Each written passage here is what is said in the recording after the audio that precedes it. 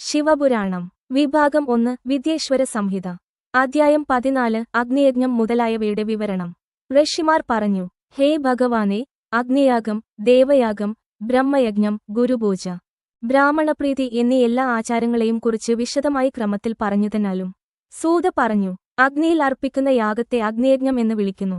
ബ്രഹ്മചര്യ ആശ്രമത്തിലെ, അതായത് മതവിദ്യാർത്ഥികൾ വ്യക്തികളുടെ കാര്യത്തിൽ ഇത് സമിധാദനം, യാഗചില്ലകളുടെ ശേഖരണം എന്ന് വിളിക്കുന്നു. ഹേ ബ്രാഹ്മണരെ, ആദ്യത്തെ ആശ്രമത്തിലെ എല്ലാ വ്യക്തികളും ഔപാസന, ഗൃഹസ്ഥന്റെ അഗ്നിയാഗം ചടങ്ങുവരെ യാഗചില്ലകളിൽ നിന്ന് അഗ്നിയിൽ അവരുടെ വ്രതങ്ങളും പ്രത്യേക യാഗങ്ങളും അനുഷ്ഠിക്കുന്നു. ബ്രാഹ്മണരെ, ആത്മാവിന് പവിത്രമായ അഗ്നി സമർപ്പിച്ച സന്യാസിമാരുടെയും വനവാസികളുടെയും കാര്യത്തിൽ പരിമിതമായ അളവിൽ ആരോഗ്യകരമായ ഭക്ഷണം കഴിക്കുന്നത് തന്നെ യാഗമാണ്. ഔപാസന ചടങ്ങ് ആരംഭിച്ച ഗൃഹസ്ഥർ ഒരു പാത്രത്തിലോ കുഴിയിലോ സൂക്ഷിച്ചിരിക്കുന്ന യാഗാഗ്നിയിൽ തന്നെ ആചാരം എപ്പോഴും നിലനിർത്തണം.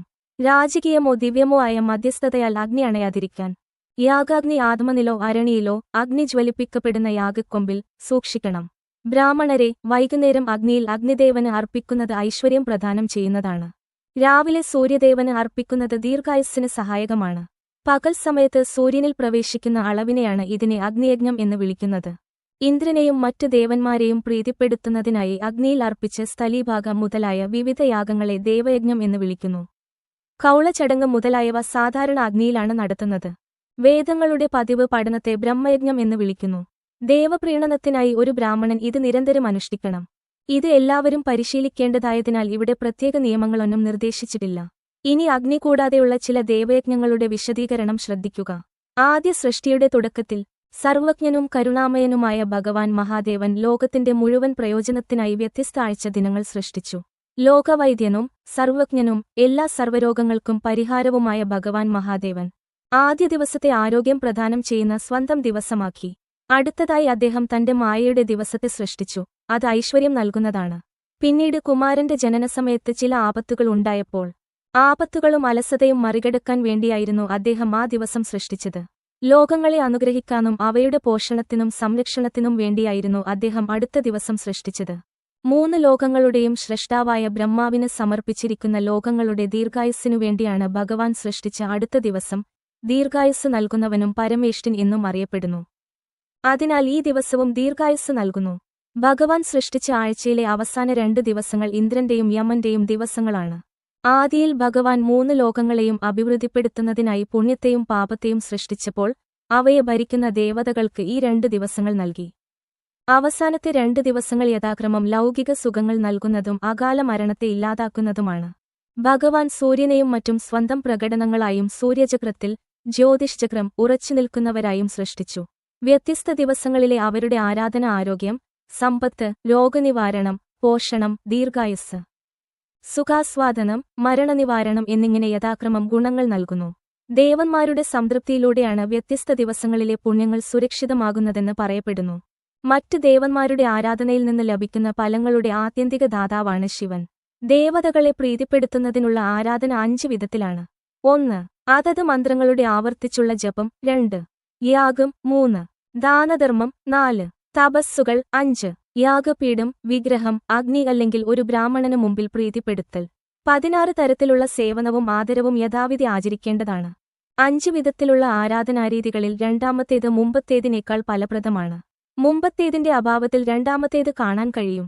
കണ്ണിന്റെയോ തലയുടെയോ രോഗങ്ങളിൽ അല്ലെങ്കിൽ കുഷ്ഠരോഗം ശമിപ്പിക്കുന്നതിന് സൂര്യനെ ആരാധിക്കുകയും ബ്രാഹ്മണർക്ക് ഒരു ദിവസം, 1 മാസം, 1 വർഷം അല്ലെങ്കിൽ 3 വർഷം ഭക്ഷണം നൽകുകയും വേണം.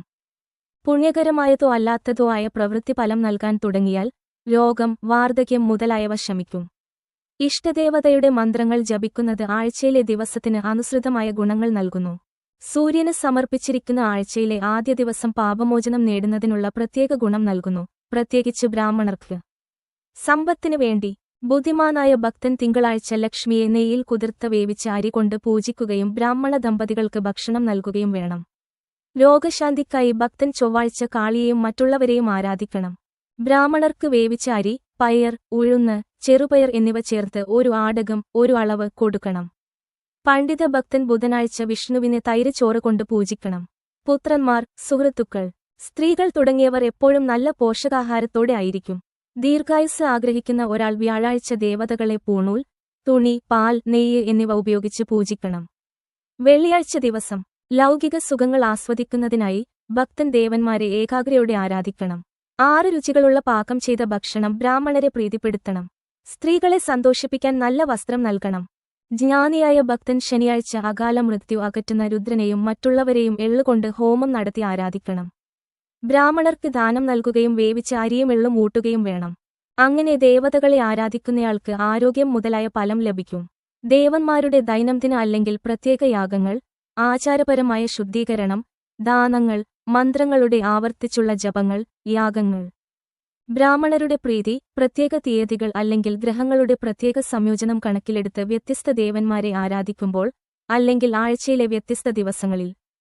പ്രപഞ്ചത്തിന്റെ സർവജ്ഞനായ ഭഗവാനാണ് വ്യത്യസ്ത രൂപങ്ങൾ സ്വീകരിച്ച് ആരോഗ്യവും മറ്റ് നേട്ടങ്ങളും നൽകുന്നത്. സ്വീകർത്താവിന്റെ സമയം, സ്ഥലം, ശൂന്യത എന്നിവ അനുസരിച്ച് അദ്ദേഹം അത് നൽകുന്നു. ആരാധനയ്ക്കുള്ള വസ്തുക്കൾ ഒരാളുടെ വിശ്വാസത്തിനോ പ്രാദേശിക കൺവെൻഷനുകൾക്കോ അനുസൃതമായിരിക്കണം. ഭഗവാൻ ആരോഗ്യം മുതലായവ നൽകുന്നത് അതിന്റെ താരതമ്യ ഗുണത്തിനനുസൃതമായിരിക്കണം. ശുഭകാലത്തിന്റെ ആരംഭത്തിൽ, അശുഭകാലത്തിന്റെ അവസാനം, ജനന ദിവസങ്ങളിൽ, നക്ഷത്രങ്ങൾ അനുസരിച്ച് മുതലായവ. ഗൃഹസ്ഥൻ തന്റെ ആരോഗ്യത്തിനായി സ്വന്തം വീട്ടിലെ ഗ്രഹങ്ങളെയും സൂര്യനെയും മറ്റും ആരാധിക്കണം. അതുകൊണ്ട് ദേവാരാധന എല്ലാ ആഗ്രഹഫലങ്ങളും നൽകുന്നു. ബ്രാഹ്മണർ നടത്തുന്ന ആരാധന മന്ത്രങ്ങൾക്കൊപ്പവും മറ്റുള്ളവരുടെ കാര്യത്തിൽ ആംഗ്യങ്ങൾ ഉപയോഗിച്ചുമാണ് നടത്തേണ്ടത്. 7 ദിവസവും അവരുടെ കഴിവിനനുസരിച്ച് നല്ല നേട്ടങ്ങൾ ആഗ്രഹിക്കുന്ന പുരുഷന്മാരാണ് ആരാധന നടത്തേണ്ടത്. ദരിദ്രർ ദേവന്മാരെ തപസ്സോടെയും ധനികർ പണം ചെലവഴിച്ചും ആരാധിക്കും. അവർ വീണ്ടും വീണ്ടും മതിയായ വിശ്വാസത്തോടെ പുണ്യകർമ്മങ്ങൾ ചെയ്യും. സ്വർഗത്തിലെ സുഖങ്ങൾ ആസ്വദിച്ച ശേഷം അവർ വീണ്ടും ലോകത്തിൽ ജനിക്കുന്നു. മെച്ചപ്പെട്ട സുഖത്തിനായി ധനികർ എപ്പോഴും തണലിനായി മരങ്ങൾ നടുകയും കുളങ്ങൾ കുഴിക്കുകയും ദേവതകളെ സ്ഥാപിക്കുകയും പുണ്യകർമ്മങ്ങൾ അനുഷ്ഠിക്കുകയും ചെയ്യും. കുറച്ചുകാലം കഴിഞ്ഞാൽ പുണ്യം പാകമാകുമ്പോൾ അവൻ പൂർണ്ണമായ അറിവ് നേടും. ഹേ ബ്രാഹ്മണരെ, ഈ അദ്ധ്യായം കേൾക്കുന്നവനോ വായിക്കുന്നവനോ കേൾക്കാൻ സൗകര്യം നൽകുന്നവനോ ദേവയജ്ഞത്തിന്റെ ഫലം അനുഭവിക്കും. കൂടുതൽ വീഡിയോകൾക്കായി ദയവായി ചാനൽ സബ്സ്ക്രൈബ് ചെയ്യുക.